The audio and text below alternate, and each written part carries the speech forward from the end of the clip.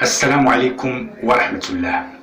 تحطمت صباح اليوم الخميس طائرة بدون طيار صينية الصنع من طراز سيكات بالقرب من قاعدة بئر الرقعة الجوية في ولاية أم البواقي شرقي الجزائر.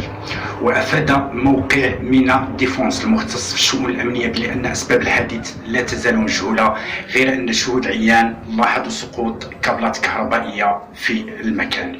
وأشار ذات الموقع إلى إمكانية اصطدام الطائرة بأحد الكابلات أثناء تحليقها على علو منخفض أدى إلى اضطرابات كهرومغناطيسية ساهمت في تحطم الطائرة. وأوضح نفس الموقع بأن الأمر يتعلق بثالث حادث لتحطم طائرة من هذا النوع في الوقت الذي لم يصدر حتى الآن بيان لوزارة الدفاع الجزائرية. وشكرا جزيلا.